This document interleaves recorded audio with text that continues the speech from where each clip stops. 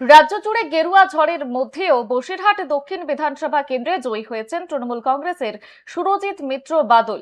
কিন্তু এই ফলাফল মেনে নিতে নারাজ বিজেপি প্রার্থী ডক্টর সূর্য ব্যানার্জি। গণনা কেন্দ্রে কারচুপির গুরুতর অভিযোগ তুলে এবার সরাসরি আদালতের দ্বারস্থ হওয়ার হুঁশিয়ারি দিলেন তিনি।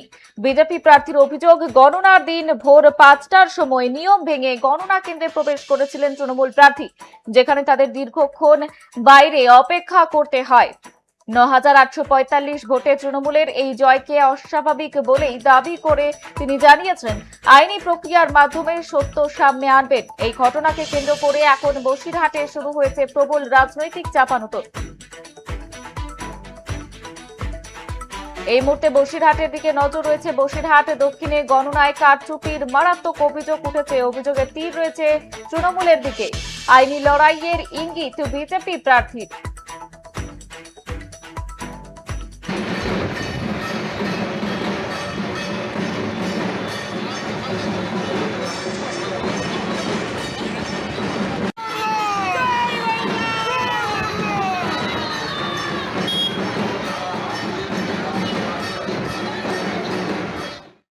যেমনটা জানাচ্ছিলাম, বসিরহাটের দিকে নজর রয়েছে। রাজ্য জুড়ে গেরুয়া ঝড়ের মধ্যেও বসিরহাট দক্ষিণ বিধানসভা কেন্দ্রে জয়ী হয়েছেন তৃণমূল কংগ্রেসের সুরজিৎ মিত্র বাদল। কিন্তু এই ফলাফল মেনে নিতে নারাজ বিজেপি প্রার্থী ডক্টর সূর্য ব্যানার্জি।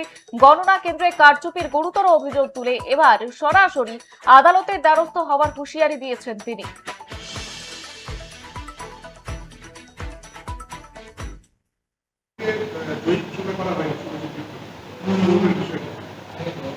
সেই বিষয়ে আমার এখনো পর্যন্ত জানা নেই। যেটা আমাদের প্রসেস, সেই প্রসেসের জন্য আমরা আরও ম্যাটারকে জানিয়েছি, জেনারেল অবজারভারকে জানিয়েছি। তো আমরা ওখানে আবেদন করেছিলাম রিকাউন্টিংয়ের জন্য। সেই রিকাউন্টিংয়ের পেপার নিয়ে আমরা আগামীকাল কোর্টে যাচ্ছি। মূল অভিযোগ দেখুন, ওইখানে যে আমাদের এখানে যেটা হয়েছিল সেটা হচ্ছে যে অনেকগুলো মেশিনগুলো অন হচ্ছিল না। দ্বিতীয় বিষয় যে সারাদিন ধরে 1049টা কোথাও 900 পোলিং হওয়ার পরেও সেই সমস্ত মেশিনের চার্জ দেখাচ্ছে 94%, কোথাও 95%, এরকম অন্তত 7 জায়গায় আমরা ফর্ম 17C মেশিনের সঙ্গে পাইনি।